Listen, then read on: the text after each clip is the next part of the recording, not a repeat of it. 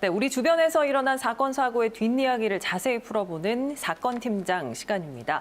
자, 성룡이 사건팀장, 오늘은 어떤 사건 들고 왔습니까? 네, 이 집에서 90세가 넘은 고령의 아버지를 때려 숨지게 한 혐의로 기소된 50대 여성 김모 씨 사건입니다. 예. 김 씨는 법정에서 치매를 앓던 아버지가 자신을 성추행하려고 해 몸싸움을 벌이다 숨졌다고 진술했는데요. 1심 법원은 김 씨에게 정당방위로 무죄를 선고했던 반면 최근 항소심 법원은 유죄를 인정해서 징역 5년을 선고했습니다. 오늘은 1심과 2심을 거치며 정반대의 판결이 나온 여전히 의문점이 많은 이 사건을 이야기해보려고 합니다. 예, 도대체 이 여성과 아버지 사이에 어떤 일이 있었던 건지 궁금하네요. 네, 지금까지 드러난 사건 경위는 이렇습니다. 2019년 5월 1일 낮 김 씨는 대전시 대덕구에 있는 아버지 집에 찾아가 거실에서 아버지와 단둘이 술을 마셨습니다.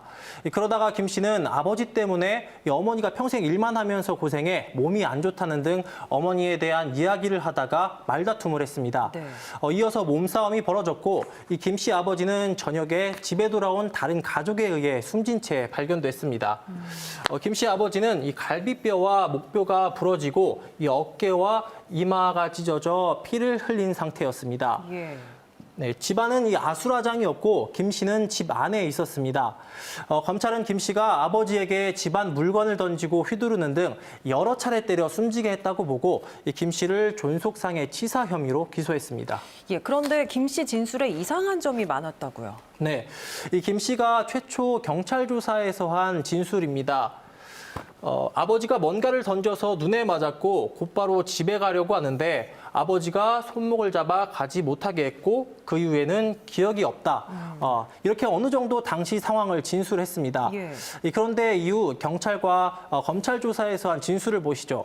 이 술을 마신 뒤 전혀 기억이 나지 않는다라고 바뀌다가 피해자 성폭행을 하려는 것에 저항하기 위한 것이었으므로 이는 이 정당방위에 해당한다. 이렇게 바뀌었습니다. 예. 이 술을 마시다 거실에서 잠이 들었는데 느낌이 이상해서 눈을 떠보니 아버지가 옷을 벗은 상태에서 이 자신의 신체 일부를 만지고 있었고 이 저항하려고 물건을 잡히는 대로 던졌다는 겁니다. 저도 이 1심 판결문을 보면서 이렇게 뒤바뀐 진술이 좀 의아하다 이렇게 생각을 했는데요. 예. 이것 말고도 김 씨 아버지의 얼굴까지 이불이 덮여 있었던 점, 이 사건 직후 김 씨가 아버지의 의식을 확인해 보려고 하지도 않았던 점 등 재판부조차 의심스럽다고 본 정황들이 여럿 있었습니다. 예, 그런데도 앞서 1심에서는 정당방위가 인정돼서 무죄가 선고됐던 거잖아요. 이유가 뭔가요?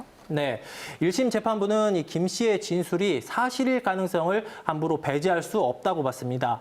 먼저 피고인이 법정에서 진술을 번복하는 것은 드물지가 않은 일이고 이 김 씨 역시 마찬가지일 수 있다고 판단했습니다. 예.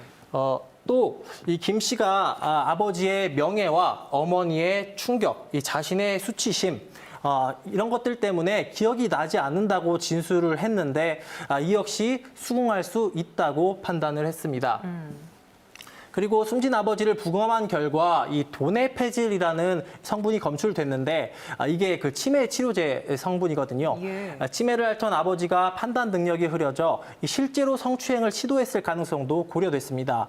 결국 김 씨의 주장대로 아버지의 성추행 시도가 사실이라면 이 김 씨가 자신을 방어하기 위한 행동은 사회적으로 용인될 수 있는 이 정당방위에 해당할 수 있다며 무죄를 선고했습니다. 예, 1심 판결 내용을 들어보니까 나름대로 이유가 있었던 걸로 보이는데요. 항소심에서는 어떻게 정반대 판결이 나온 겁니까? 네, 이 항소심 재판부는 진술이 너무 자주 바뀌어서 이 김 씨의 정당방위 주장을 믿을 수 없다고 판단했습니다.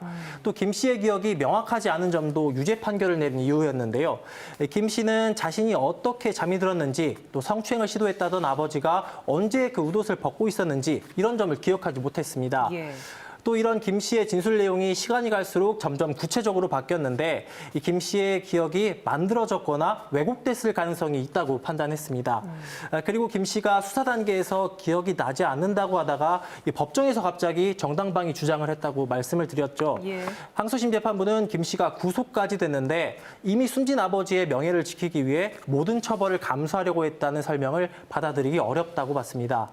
김 씨 아버지가 사건이 일어나기 전 이 성추행을 하려는 다른 시도나 낌새를 보인 적이 없고 이 치매 증상 역시 가벼웠던 점도 고려됐습니다.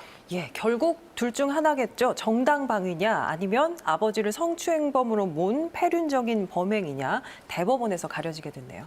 네, 맞습니다. 이 항소심 재판부는 존속상해 취사죄를 적용해서 김 씨에게 징역 5년을 선고했는데요. 93살의 아버지를 때려 사망에 이르게 한 폐륜적인 사건이라고 양형 이유를 밝혔습니다. 또 정신을 잃은 아버지를 방치를 했고 이 법정에서 아버지는 나이가 되어 돌아가신 것인데 왜 내 책임이 되어야 하는지 모르겠다. 이렇게 반성하지 않고 있는 점도 고려됐습니다.